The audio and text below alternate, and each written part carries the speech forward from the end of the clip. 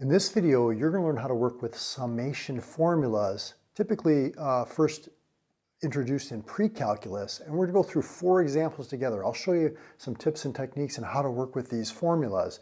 So these are the formulas we're going to be working with right here. And let's jump into the first example. So if we wanted to find the sum here, okay, we've got the Greek letter sigma, that means the sum. You start at this lower bound, or this index of 1, and you would put in 1, 2, 3, 4, all the way up to this upper bound, 20, and you would add up all those terms together. Now in this case, there's really not a place to put 1 because there's not an I variable here. So for the first term, when I put 1 in, I just get 3. If I put 2 in, I just get 3, etc. I'm going to get 3 20 times. So you can see this formula here when you're adding up a constant n times, right? You get that constant times whatever n is, like how many of that constant you have. So it's just c times n. In this case, you can see it's just going to be 3 times 20, which is 60. Okay, so that was kind of an easy one. Now for number 2, we want to find this sum from I equals 1 to 12 of this expression 2i squared. Now here you could put in 1 squared is 1, times 2 is 2, plus put the next one in, which is 2 squared is 4, times 2 is 8, let's put the next one in, 3, that 3 squared is 9, times 2 is 18, all the way up to 12, then you would add up all those terms. But what we can do is we can use these summation formulas. Here you can see we have I squared, okay, that's this one right here, and notice we have this 2, which is a little bit different than this. Now there's a property with summations where you can bring this constant, if it's just a number, in front of that sigma, in front of that summation. So that's what we're going to do here. We're going to bring this 2 in front. It's going to look like this now, 2 of I squared. So it doesn't matter if we multiply each individual term by 2 or if we find the sum and then multiply that total sum by 2, you're going to get the same result. So if we go here to I squared, that's this formula here, it's going to be n times n plus 1 times 2n plus 1, all divided by 6. And then we're going to multiply by this 2 here. But what is n? Well, n is the number of terms. So from 1 to 12, that means n is 12. So this is going to be 2 times 12. 12 plus 1 is 13. 2 times 12 is 24, plus 1 is 25, all divided by 6. Okay, we can do a little bit of reducing here. 2 goes in here once, 2 goes into 6 3 times. 3 goes in here once, 3 goes into 12 4 times. 4 times 25 is 100, times 13 is 1300. So again, we can do this by hand, but this is a little bit quicker, especially as I goes to a larger and larger number of terms, like 20, 30, 100 terms. Okay, so for number 3 now, let's look at this one. We've got I equals 1 to 8 of I cubed minus 2i. Now a lot of times students say, Mario, isn't I like the square root of negative 1?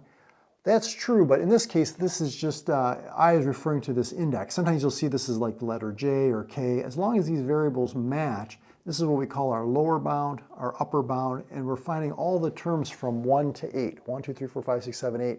We could substitute in and then add up all those values, and that would be our sum.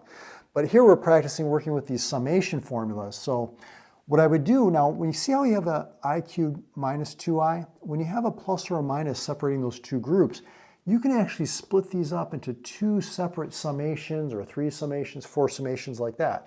So what I'm going to do is I'm going to think of this as I equals 1 to 8 of I cubed minus I equals 1 to 8 of 2i. Now this 2 is a constant. We talked about how you can move that constant in front. Okay, so I'm going to move this 2 right here in front. And now we can see we've got the sum of consecutive cubes and the sum of consecutive integers. So we're going to use these 2 formulas right here. So let's go ahead and write that down. So we've got for I cubed, that's going to be n squared times n plus 1 squared over 4. Okay, but in this case you can see n is going to be 8. We'll get to that in just a second. And then over here, consecutive integers, that's going to be n times n plus 1 all over 2. You can see these 2's are going to cancel. We've got n is 8, so let's go ahead and put in 8. So we have 8 squared, which is 64. Okay, 8 plus 1 is 9. 9 squared is 81. This is 8 times 9. Okay, so let's see. 4 goes into 64 16 times. 8 times 9 is 72. Let's see what 16 times 81 is. Okay, that comes out to 1296, and 1296 minus 72 is 1,224. Let's look at one more example. Okay, see if you can do example number 4 on your own, and we'll go through it together. So for number 4, I can see we've got this summation, and I can see I have like two groups here, two terms. So what I'm going to do is I'm going to split this up into two separate summations like that, right? So I equals 1 to 15. Same thing here, I equals 1 to 15. Now this constant that's multiplied by I can move this in front of the summation. That's this rule right here, this property right here. And now we can look at our formulas here. We've got our constant formula and our sum of consecutive integer formula. So let's go ahead and do that. So this I here is represented by this n times n plus 1 over 2 times this 3 here. And this one is going to be our constant times n. That's this formula right here. Now n is 15. There's 15 terms, so I can replace these n's with 15. So this is going to be 3 times 15 plus 1, which is 16, over 2. And this is 5 times 15. Now 5 times 15 we know is 75. Let's see, 2 goes into 16 8 times. 3 times 15 is 45. And 45 times 8 is how much? 360. So we have 360 plus 75, which comes out to 435.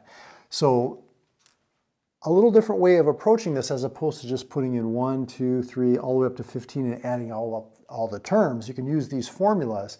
And we use these formulas when we're finding the area underneath a curve, but between the curve and the x-axis. So we start to get into what's called integration when you get into calculus, but in pre-calculus, we make use of these summation formulas, and that's what I talk about in that video right there.